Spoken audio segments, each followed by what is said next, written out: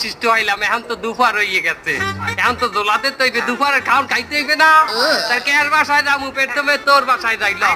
ভাইয়ের কথা কও না, প্রতি বছর আমার বাসায় আগে যাবা মানে আমার বাসায় যাওয়া যাবে না। এই পাড়ার বাসায় যাবো।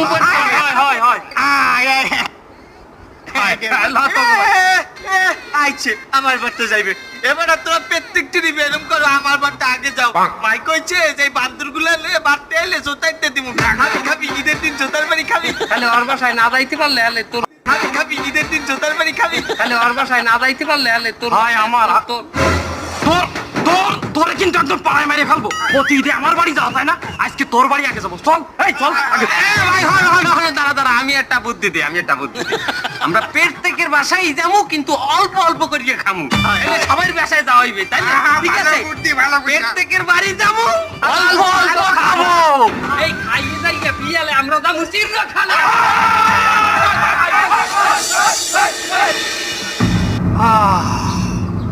ছোটকালের হে ঈদ,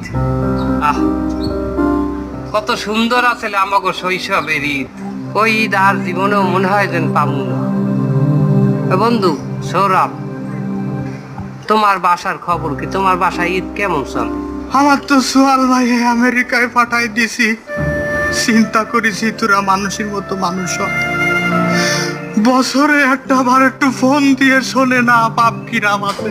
তোরা তো আগেই জানিস আমি বৃদ্ধাশ্রমে থাকি, তোদের কাছে আসলে আমি একটু আনন্দ পাই, সেই জন্য সেই ছোটবেলার স্মৃতি মনে করতে আইছি। থাক বন্ধু, আমি তোদের সাথে দেখা করেই চলে যাব বৃদ্ধাশ্রমে, আমি বাড়ি যাব না। আমার পুতা পুতনি নাতি নাতনি সবাই আছে, কিন্তু ওরা সবাই সাইজি গুজি ঘুরতে গেল, আর আমারে কয়ে গেল বাড়ি পাহারা দিতে।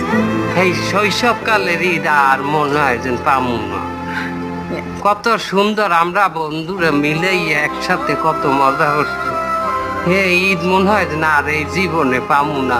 এখনকার গুরুগারা হারা রাত ডিজে পার্টি করিয়া ঈদের দিন হারা দিন ওরা পড়িয়ে ঘুমা, ঈদের নামাজ পর্যন্ত পড়ে না।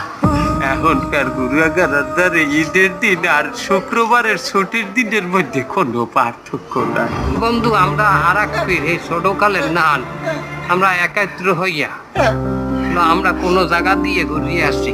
আমি কই কি, আমরা ব্যাপারকে মিলতে যার পকেটে যা আছে 2-4-5টা হাইয়া একত্র করিয়া আমরা একখানে ঘুরতে যাই। আমরা ঘুরমু বেশি, খামু কম। আমরা হইলে ঘুরমু বেশি, খামু কম। সবাই চলো।